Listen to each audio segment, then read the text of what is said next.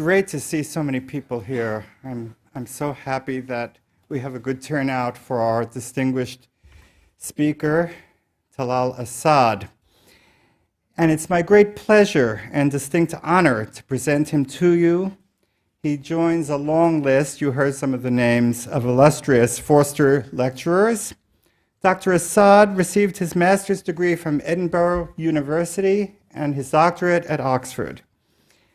After some years teaching in Great Britain, he moved to the United States, where he joined faculties first at the New School for Social Research and then at Johns Hopkins University. For the past decade, he's occupied a position as Distinguished Professor of Anthropology at the Graduate Center of the City University of New York. Dr. Asad has been a visiting professor at universities around the world, including, to our great benefit and pride, our own. So this is a revisit for him to our campus. Talal Asad is a prolific writer, the author of 6 books and numerous shorter works. More than 4 decades of productive scholarship have earned him a well-deserved place in the canon of required reading for anyone interested in comparative religious studies. Among his most celebrated publications are Anthropology and the Colonial Encounter, published in 1973, Genealogies of Religion, published in 1993, Formations of the Secular, 2003, and just last year, On Suicide Bombing. Dr. Asad's work is essential for an understanding of the relationship between the sacred and the secular, the private and the public, tradition and modernity. He has made major contributions to our knowledge of Christianity and Islam, both historically and contemporaneously. Devoted to translating and demystifying spiritual beliefs and behavior, Dr. Asad's work builds an intellectual bridge between followers of distinct religious communities. Having grown up and studied in both the Middle East and the West, he is in a privileged position to address questions of religious coexistence and conflict, past and present. Dr. Asad's work consistently demonstrates an erudite and creative interweaving of history, sociology, anthropology, and philosophy. Above all, he is unfailingly informative, interesting, and provocative. Dr. Asad speaks to us today on the topic, Thinking About Religion, Belief, and Politics. Please join me in giving a warm welcome to Dr. Talal Asad.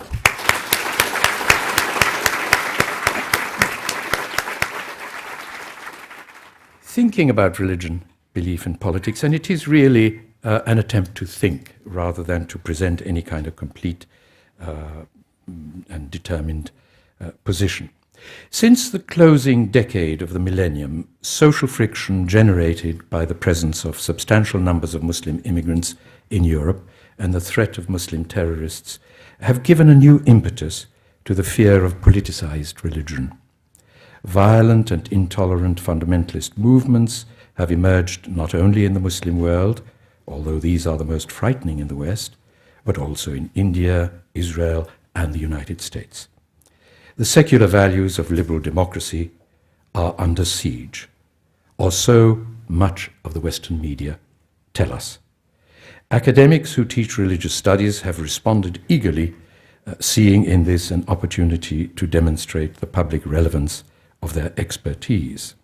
What is to be done about the dangers to liberal democracies of religious belief?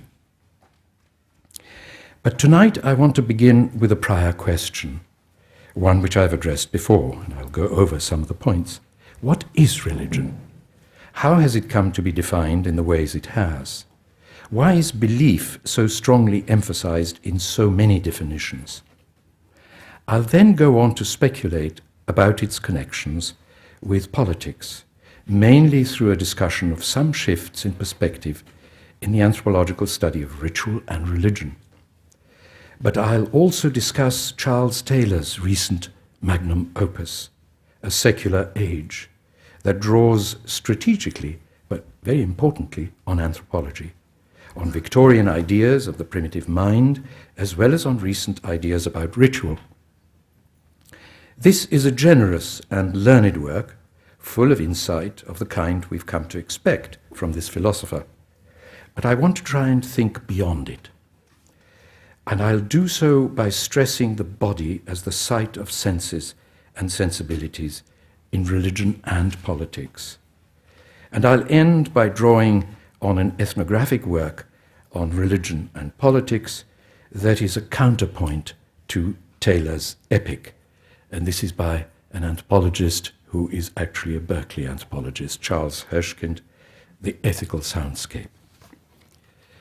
Now, skeptics have long written about the origin of religion. However, for most of them, it was not the idea of religion that was puzzling, only its emergence was. At least since the Enlightenment, one important approach to understanding religion has consisted in what anthropologists call the sociology of error. The main question was, what gave rise to such patently false beliefs in the first place? The testing of belief propositions in this area, and thus their falsification, tends to depend on a highly simplified language ideology that predicates both the counterintuitive character of religious belief statements and the emotional character of religious conviction. The sociology of error, invented by Victorian anthropologists for understanding religion, eventually gave place to another approach, in which a different set of questions was raised.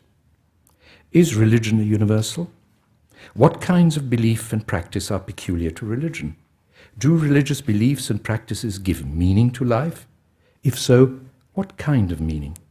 Do primitives find psychological comfort from religious practices when confronted by an unprecedented natural environment? And do moderns seek certainty in religious belief when they are plunged into bewildering political economic change? Anthropologists and others sought to explain religion by reference to what I would call externalities. That is, by looking for its social function or for its cultural meaning. The concept of religion and its history remained virtually unexamined in this 20th century approach. To my knowledge, Wilfred Cantwell Smith's The Meaning and End of Religion in 1962 was the first book to present a historical sketch of the concept of religion in the West. The first to suggest that it was relatively recent. He also argued perceptively against essentialist approaches, and yet in the end, he didn't quite break free of a residual essentialism himself. Smith sought to substitute the word faith for religion in order to avoid the dangers of reification. But what this move led to was an emphasis on an ineffable experience as opposed to relationships created through, maintained by, and expressed in practices of various kinds. It's not that there's anything wrong, in my view, in stressing the importance of inner states when discussing religion, even when describing non-modern religiosity. What's questionable, I think, is making a particular language game in which an apparently unmediated inner life articulates faith, the basis of a universal conception of religion. As when he writes, and I quote from him, "My faith is an act that I make myself naked before God." The reason I think there can't be a universal conception of religion is not because religious phenomena are infinitely varied, and certainly not because there's no such thing as religion, as some have suggested. It's that defining is an historical act, and when the definition is deployed, it does different things in different times and circumstances and responds to different questions, needs, and pressures. Although what's marked for devout practitioners as religion relates to what is essential for them, at the level of scholarly analysis, it has no essence, I would say. And by this, I don't mean that things don't hang together in distinctive, even necessary ways in particular religious traditions, but only that these are altered over time. To define is to repudiate some things and to endorse others. Defining what is religion is not merely an abstract intellectual exercise. It's not just what anthropologists or other modern scholars do. The act of defining religion, and this is forgotten sometimes even by religious scholars, scholars of religion, I beg your pardon, not the same thing at all. It's not just what religion, or what anthropologists and other modern scholars do. The act of defining religion is embedded in passionate disputes connected with anxieties and satisfactions, affected by changing conceptions of knowledge and interest, related to institutional disciplines. In the past, colonial administrations used definitions of religion to control and regulate the practices of their subjects. Today, liberal democracy is required to pronounce on the legal status of such definitions, and thus to spell out immunities and obligations. Definitions of religion thus have profound implications for the organization of social life and the possibilities of personal experience. And yet, for this very reason, academic expertise is often invoked in the process of arriving at legal decisions about religion. In short, universal definitions of religion divert us from asking questions about what the definition includes and what it excludes, why, by whom, and with what consequences. Popular debunkers and defenders of religion very often tend to anchor their polemics in clear-cut definitions. They are uninterested in how diverse religious notions do different things in people's ordinary lives, in how the human sensorium, seeing, hearing, and so forth, articulates experience recognized as religious or called non-religious. They don't ask in what historical context, to what audience, the act of defining particular practices as religious makes or fails to make good sense. Liberal critics and defenders of religion have nevertheless argued with one another over its implications for modern ethics and politics. Central to both sides of the debate is the notion, I think, of belief. Regarded at once as a privilege, that is, the subject's ability to choose her beliefs, and a danger, belief's incitement to violence.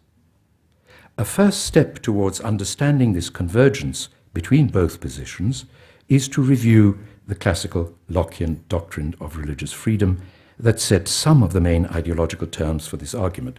Those of you who are very familiar with it will forgive me if I just go through very briefly one or two points here which are important for what I want to say. According to the modern conception of religion, belief can't be coerced because it's located in a private mental space. This, of course, is the core of John Locke's theory of toleration and one part of the genealogy of secularism. The theory rests on a new religious psychology that was beginning to emerge in 17th century Europe. This allowed Locke to insist that the prince's attempt to coerce religious belief, including belief in the salvational implications of religious practices, was irrational because impossible. All that force could secure was an insincere profession of faith and outward conformity. Therefore, so the argument went and still goes, force employed by civil government should be directed only at securing objective public interests, the protection of life, limb, and property, as the famous phrase has it.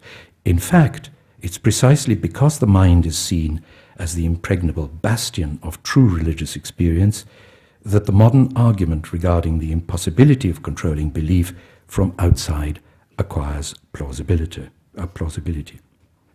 Some liberal philosophers have countered the awkward example of brainwashing by arguing that it merely creates inauthentic belief, however sincerely that belief may be held.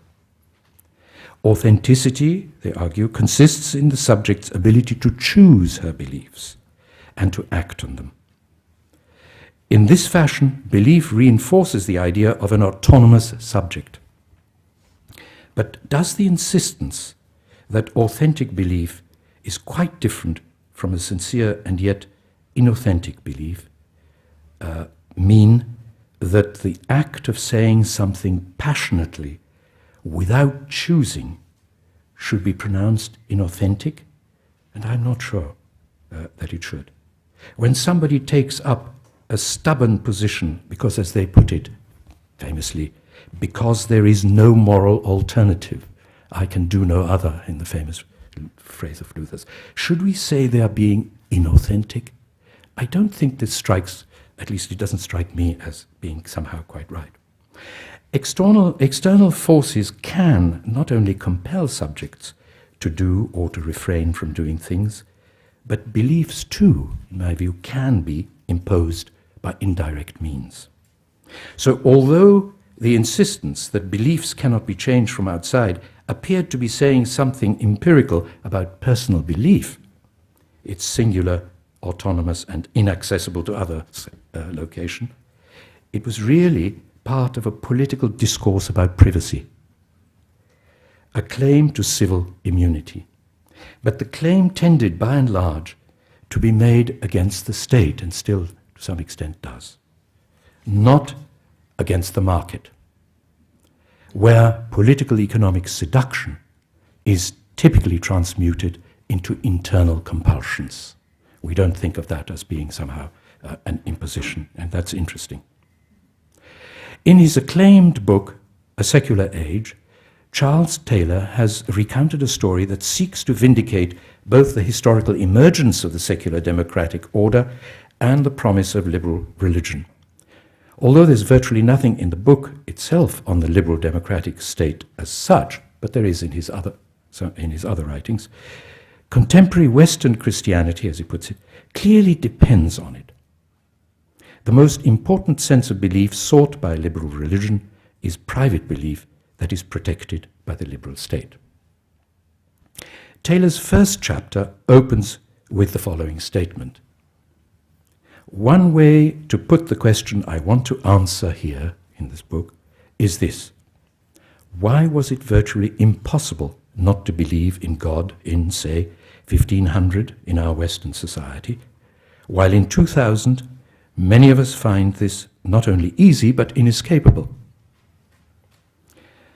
If there is a single condition, and that's the sentence from Taylor, if there is a single condition that can be said to sum up the modern character of belief for Taylor, it's that individual believers are now confronted by the distinction between experience and its construal.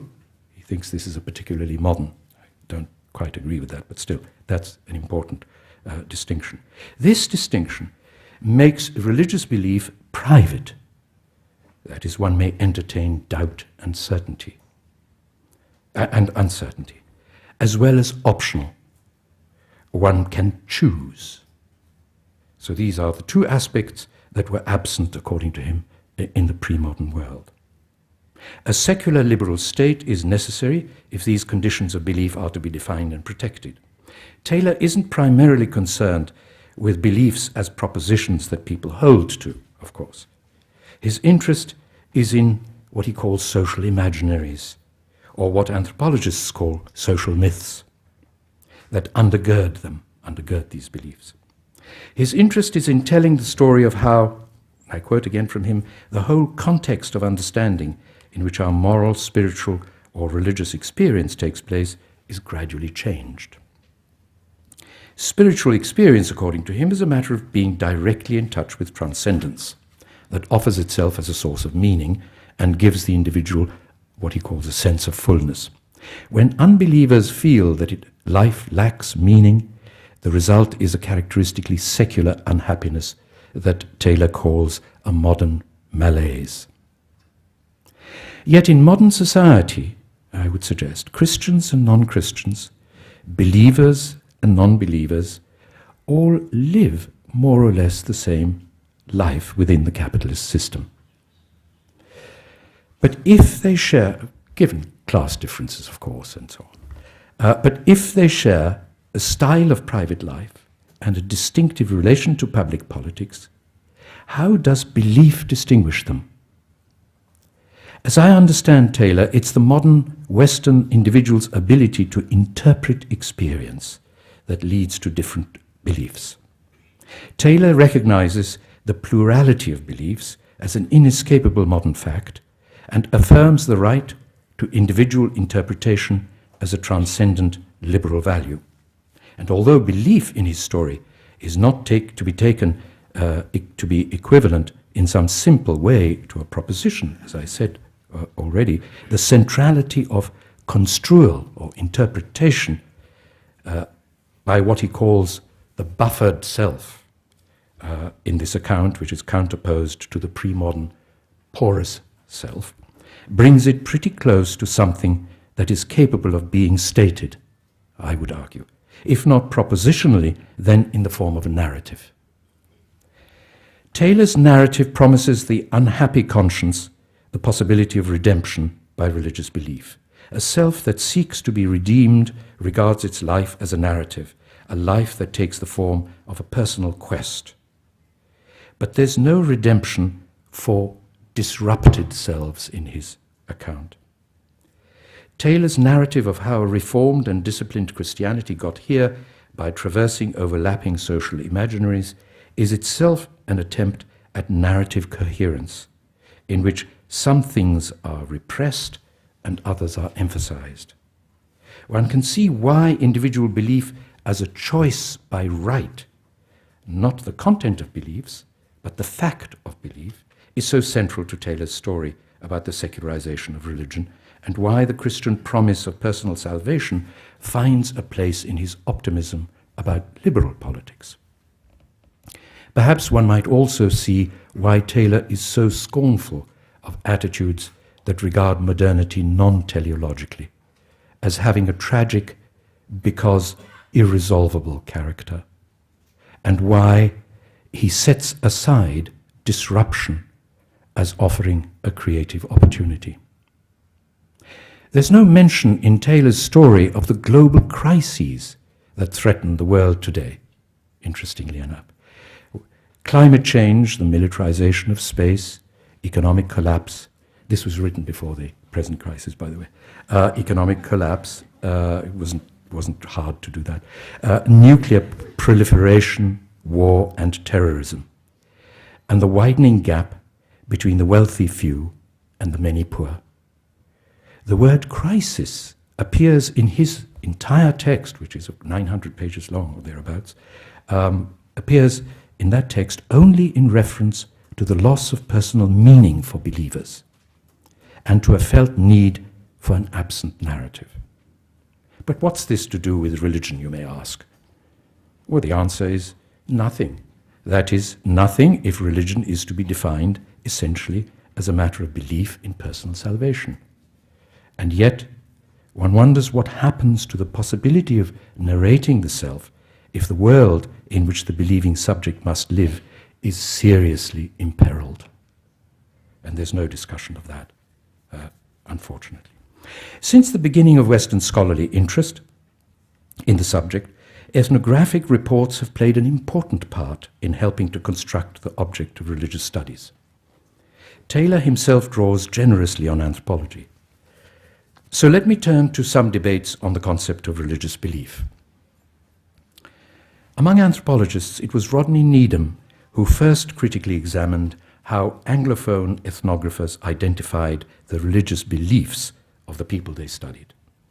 What exactly, he asked, is being presented to the reader when the ethnographer claims to be writing about the interior state of believers? His answer was a skeptical one. Because these states are necessarily expressed socially, through language, there are no inner states that are universal. Not everyone found this answer conclusive, but Needham did point to something of central importance to the whole enterprise of comparative religion, and that is translation, not only from one language to another, but also across two different modalities, that is, the interior and the exterior. Several anthropologists who subsequently addressed the question of belief did so with respect to the universalism versus relativism debate, in which the concern remained cognitive and primary attention was paid to implicit meanings in ritual. For example, Malcolm Ruel, writing on the Christian Creed in a widely read article, observed, and I quote from him, that the performance of the creed is as complex, symbolic, and condensed an act of ritual as any other liturgical act, and is consequently as much subject to the categories developed, for example, by Turner for the analysis of ritual symbolism. The Christian creed, Rule pointed out, combines two senses of belief. Belief in a divine person, the living Christ, and belief that a sacred event had occurred, crucifixion and resurrection. This echoed an important historical distinction between belief as a relationship of trust, love, and commitment, and belief as a proposition held in one's mind as true or falsifiable. Although Rule doesn't say so, it should be clear that whereas the second sense of belief allows for choice, the first doesn't do so, or at least not so easily. Following Needham, we might ask how we can identify belief in medieval Latin Christendom, a society in which it's said that it was almost impossible not to believe, as Taylor famously says. Recent historical research has shown that it is not plausible to regard the medieval period as a monolithic age of faith. There's ample evidence that medieval people often rejected such orthodox doctrines as the immortality of the soul, I'm sorry for this series, the resurrection, the incarnation, virgin birth, and purgatory. The difficulty is that no ready method exists for deciding whether such rejections simply meant a total absence of so-called religious beliefs or were prompted by alternative beliefs. The problem is further complicated by the fact that the vocabulary used belongs to a very different semantic field. Infidelitas was typically used in secular contexts, such as charters, laws, and historical narratives. It usually meant breaking a contract or an oath, acting in a disloyal manner, or breaching someone's trust.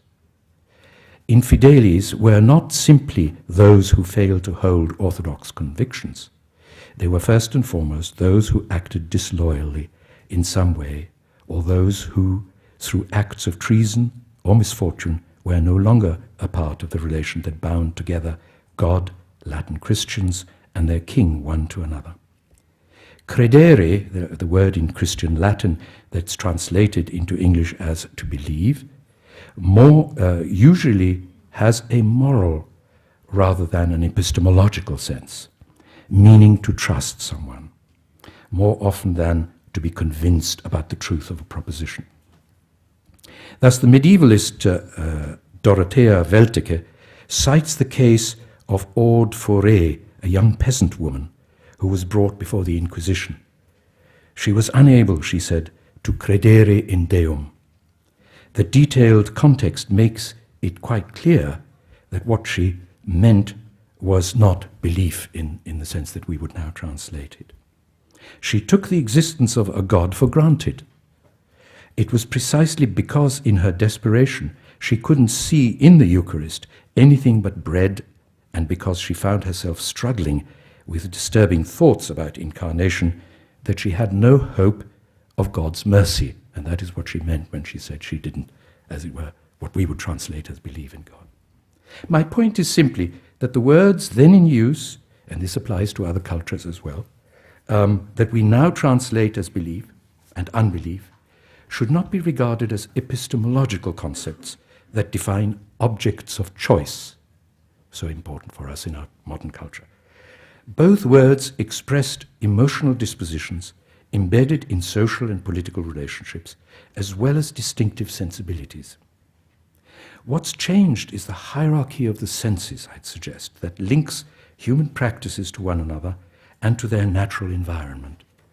A change in what Wittgenstein called a way of life.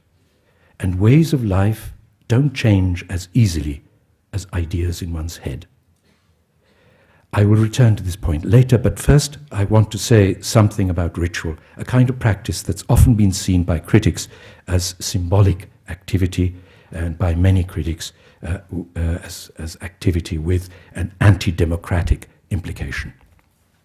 This is just ritual, as the saying goes. Anthropologists studying religion have been interested not only in religious doctrines, they've also written about religious practices. Like other Victorians, evolutionary anthropologists tended to interpret as magical ways of coping, rites as magical ways of coping with difficulties of the natural environment. Protestant theologians, who were also students of primitive religion, such as the famous Robertson Smith, both an anthropologist and a theologian, took the view that true Christianity required that it be stripped of Catholic magic, that is, of false science. But later anthropologists saw all this as a methodological mistake. Rituals, they maintained, were not to be regarded as primitive ways of adjusting to nature, not as evidence of primitive minds. As actions, rituals had a social function of their own. Some anthropologists, like Edmund Leach, proposed the idea that rituals weren't instrumental actions at all. Rituals symbolized something, communicated cultural meaning. But for Victorian evolutionists, as well as for many of their anthropological successors, the modern notion of belief attributed to what used to be called primitive peoples was essential to their conception of ritual. Whether it took the form of a cosmology or of culturally defined norms, whether it was to be reconstructed from explanations offered by practitioners or read into social actions and arrangements by resort to Western theories of signification, belief was central to the repetitive activities classed as rites. Scarcely any anthropologist, in my view, took Needham's worries about beliefs as an interface between inner and outer seriously. However, some anthropologists who now wrote about ritual took the communicative perspective in an interesting direction. Thus, Maurice Bloch took linguistic performance itself as the paradigm of symbolic action, and argued that the very formality of oratory, as in the formality of polite manners, was a crucial means of social control and political domination.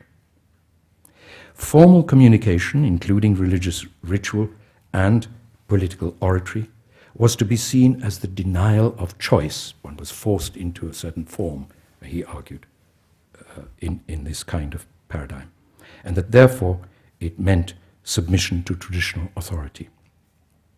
And traditional authority, in Max Weber's influential view, was one of the three modes of legitimate domination, as many of you will know.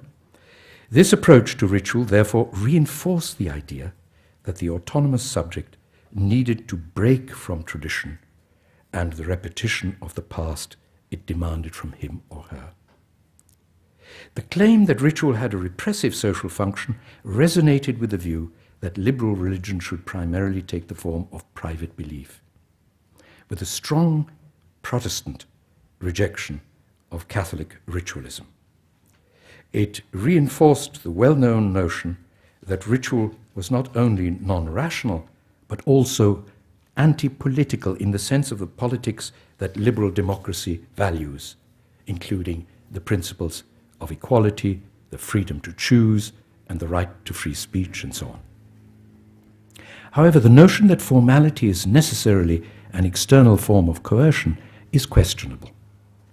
It's only when forms become elements in a Goffmanesque strategy that they serve as a means of control over others. Goffman was also another person from here, I remembered suddenly. But to the extent that public forms contribute to the making and remaking of the self in a social world, to cultivating it, where, in other words, external forms are part of the developing self, its effects will be different. In that context, what the embodied self learns to say and do, how it handles behavioral and verbal forms in relationship to others, are at the center of the self's moral potentialities and not merely externally imposed.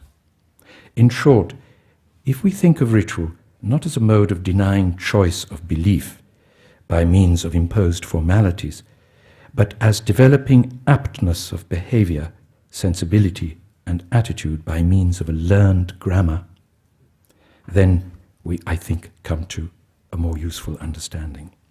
Thus, contrary to Bloch's thesis, that the repetition of forms, that's the condition of formality itself, is necessarily repressive, one can see that formality requires not only repetition of past models, but also the creativity that issues from judgment of its present relevance. The cultivation of forms is thus necessary to the cultivation of ethical virtues. In my mind, it was Marcel Mauss who, in his famous essay entitled Body Techniques, offered the most fruitful insight into the study of ritual. And he began from the obvious fact that the educated body achieved a range of human objectives, from styles of physical movement, walking, for example, through modes of sensibility, and to kinds of spiritual experience. Mauss was not interested in the divide between religion and secularity. He had no investment in constructing a category called religion as a component of a universal called ritual, as a component of a universal called religion. His interest was in the formation of attitudes both sacred and profane. Most importantly, he showed a way of asking different questions than the ones focused on belief. In the final paragraph to that essay, Mauss wrote famously, and I've quoted this before, "I believe precisely that there are, even at the base of all our mystical states, body techniques which have not been studied, but which were fully studied in China and India ever since ancient times. This socio-psychobiological study should be made," he goes on to say. "I think there are necessarily biological means of entering into communion with God." This is still Mauss, not me. That biological means of entering into communion with God. Now, Mauss isn't saying, of course, that that experience can be explained biologically, but only that the inability to enter into what people have called communion with God, or the inability to revere words, things, and persons associated with Him, may be the function of inexperienced bodies, of bodies for whom certain kinds of experiences have been made difficult, if not impossible. For Mauss, belief was not a matter of construing and choosing, but of the mode in which the human body, conscious as well as unconscious, exists. To put this point in less invidious terms, one might say that the secular attitude and experience, like the religious, requires particular social, psychological, biological conditions. I'm using Mauss's phrase. That the distinctive attitudes underlying secularism as a political arrangement presuppose particular hierarchies of the senses. Some culturally valorized senses are deliberately encouraged as objects of disciplinary projects. Others emerge out of the convergence of various political economic developments and the regulatory strategies that they give rise to. In modern industries, mass markets, cosmopolitan cities, modern transport and communications, capitalist corporations, and modern warfare.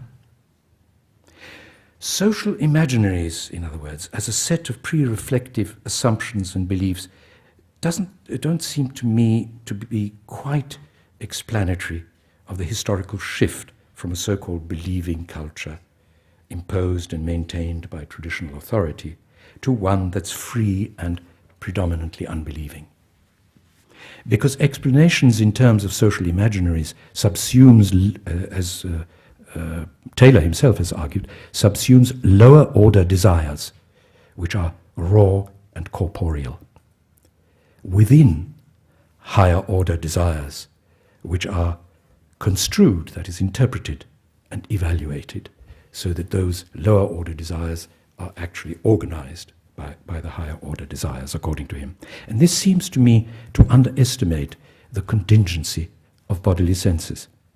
In other words, the notion of social imaginary and the associated notion of construal seem to me to fail to get at the unpredictable shifts and distortions in social life that are independent of the criteria for interpreting experience and of the coherence sought in narrative. To explore connections between religion, belief, and politics, we need to ask a number of questions about the body, I think, its senses and its attitudes. For this we need ethnographies of the human body, its attitudes to pain, physical damage, decay, and death, as well as to bodily integrity, growth, and enjoyment, to isolation from and strong connection with other persons and things. Attitude, incidentally, seems to me to be less intellectualist and more practical than our modern overstretched word belief. What architecture of the senses, hearing, seeing, smelling, touching, tasting, do particular attitudes and sensibilities depend on? How do new sensory perceptions take shape and make older ways of engaging with the world, that's older experiences, and older political forms, not merely wrong, but irrelevant? The work of Walter Ong, especially, I won't mention them, but anyway, his work is relevant to these questions because he was among the first to trace shifts from the reliance on hearing to primary emphasis on seeing. Ong has rightly been criticized for recounting an overly simple story of historical stages in the development of human communication, from oral culture through alphabet and print to the electronic media. In fact, both in the past and today, orality and writing have been intertwined in complicated ways. Let me give you one example from the Islamic scriptural tradition, in which the senses of hearing and seeing, reading and reciting are closely intertwined. The Quran, which, as many of you know, means literally recitation, is deeply rooted in complex continuities, quite apart from the major schools that have provided it with its construals. The earliest text, written in a primitive 7th century Arabic script, seems to have been treated as a kind of musical score, a prompt for the oral rendition that depended on memorization through reiteration. Sign and sound went together, but not in any direct or fixed way. It was only because the oral traditions were continuous that they were able to provide an immanent frame for the written text, and thus for its scholarly reception over the centuries. An effort has always been required to abstract the Quranic text as an intellectual object, consisting of statements or even narratives from the relationship between the charged sound and the attentive body with its growing store of memorizations. The historian Henri Corbin has taken up the question of changing perceptions of the world appropriated by different human senses, hearing, seeing, smelling, in detail. In his fascinating study, The Foul and the Fragrant, he traces the densely interwoven discourses on the cramped condition of the urban masses, the conditions of contagious disease, and the practices of individual hygiene in 18th and 19th century French society. One eventual consequence, Corbin observes, was an added emphasis on the priority of clear sight. And I quote, "There was increased concern for light in private dwellings as in public spaces. This was the beginning of the great swing in attitudes that was to give uncontested supremacy," he writes, "to the visual. Darkness made nocturnal animals sad and perfidious. Uncertain light was a threat to health, zeal for work, and sexual morality." Corbin points out that it was not always the ideas themselves that immediately changed, but rather that the new form of perception made for what he calls a new intolerance of traditional actuality. Shifts in sensory perception endow experience of other people and things with complicated emotions, anxieties, and pleasures, a function not merely of what is sensed, but of how it's sensed. The new hierarchy of the senses, associated with new patterns of living, contributed to an aspect of modern subjectivity that we might provisionally identify as secular. I quote from him again, techniques of ventilation, insofar as they acknowledged the need for space between bodies and gave protection against other people's odors, brought individuals into a new encounter with their own bodily smells, and as such contributed decisively to the development, he writes, of a new narcissism. Now, if Corbin is right, then this narcissism, this disgust at other people's bodily odors and love for oneself and one's own odors may have reinforced the feeling that an unwanted touch by a foreign body, was a shameful contamination, making a wound inflicted by another yet more of a defilement, one calling for a vigorous cleansing response. So one might turn this around and ask, what kinds of violence, whether individual or collective, can be traced to this modern narcissism, if in fact we are willing to go along with this? And this may help, I think, explain why the ambitious narcissist protects his own boundaries religiously, if I may put it that way, but easily transgresses the secular boundaries of others. At any rate, many secular sensibilities are the unintended consequences of new sense perceptions that are themselves part of the changing ways of life.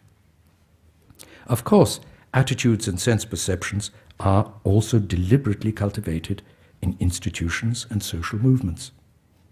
But the important point is that the senses are central to the public life in which people participate, to the ways they promote, submit to, or resist the forces of political life.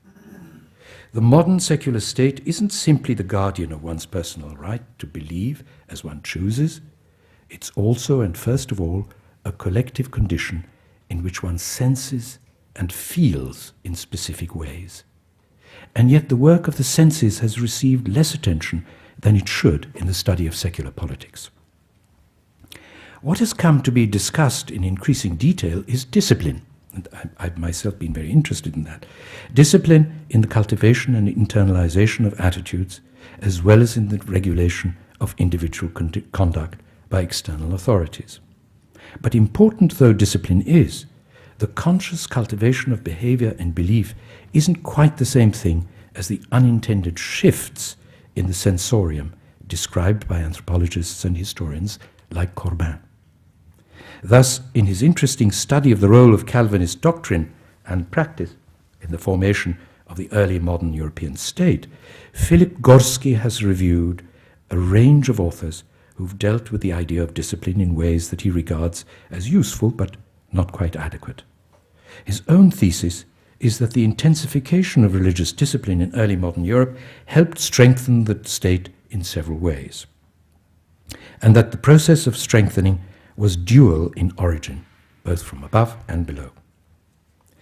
Taylor draws in some detail on Gorski because he's interested in the way discipline has contributed to the formation of what he calls a buffered self, an objective, self-contained self, disenchanted and modern, and able to control its emotions and feelings, to separate itself from objects by contemplation, reasoning, and interpretation, and to choose from available beliefs. For Taylor, and for others who've taken this view, it was the civilizing process that produced the buffered self out of the primitive, porous self, and thereby gave the world the gift of individual freedom. Now, this familiar story about the role of discipline in the formation of modernity is one I'm not very comfortable with, because it too often ignores who is disciplined and how, and fails to pursue all the effects of discipline, whether intended or not. But assuming that this is the story, we encounter an intriguing question when we consider so-called fundamentalists in the contemporary Middle East, and I would like to put this to you. Thus, although in Euro-America, the disciplined self, or the model or the ideal of the disciplined self, is said to be the distinctive figure of modernity and its freedom, the presence of discipline in Muslim life generally, and Islamic movements in particular, is commonly taken as evidence of precisely its opposite. the existence of rules of conduct, of dress, comportment, daily prayers, etc., and the cultivation of sensibilities, the control of emotion in speech and behavior, and reverence towards the sacred voice, are seen as constraint and suppression.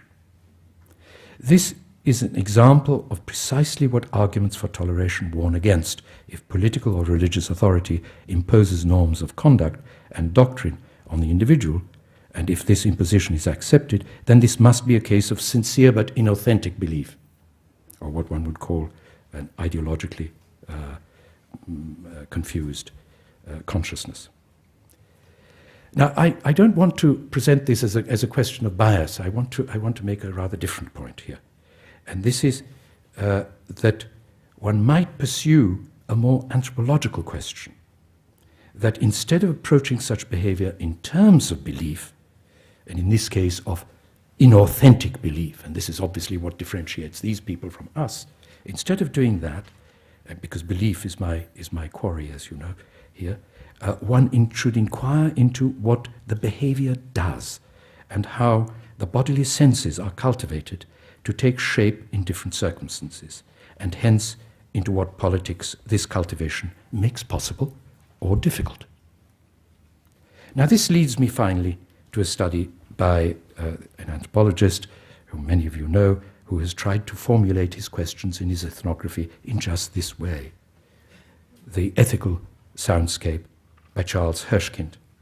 And I described it earlier as a counterpoint to Taylor's book, by which I meant both that it deals with a much shorter historical time span and a specific location, and that it's more dense in its account of that time and space. Hirschkind is less interested in ideas and histories of ideas than in a way of life. In this sense, he's a better anthropologist than I am. More precisely, his study asks how the enormously popular practice of listening to sermons in contemporary Cairo shapes religious sensibilities and traces some of its consequences for politics. Throughout Islamic history, attending the Friday sermon has been an important part of Muslim subject formation. Hirschkind analyzes the reception of sermons as an active process, one in which the faithful listener cultivates her ability to attend, and to which, as in listening to a piece of demanding music, belief and meaning are of little significance. Just as we don't really say, what's the meaning of this piece of music? That's one of the points that he's trying to make about listening. Listening to sermons in modern Cairo is no longer confined to the Friday mosque, and it's no longer a one-off experience. Taped sermons are now heard numerous times in many urban contexts. Political oratory and media entertainment have affected sermon styles and so made new connections with the institutions of national life as well as with the transnational Islamic community. This movement has grown in response to the Egyptian state's often violent attempt to suppress the Muslim Brotherhood, which is very unpopular in some quarters here, which constitutes the most serious popular opposition to that state. Hirschkind's account of the movement describes how it promotes an acoustic sensibility opposed to the state's obsession with spatial order, as well as to the nouveau riches who have withdrawn increasingly into their clean, orderly, gated communities in Cairo as in so many other cities. Contained in this opposition is a struggle for defining the scope and sensibility appropriate to real Islam. What Hirschkind calls a counter-public is thus an Islamic space of moral distancing from the hegemonic religious secular order of the state.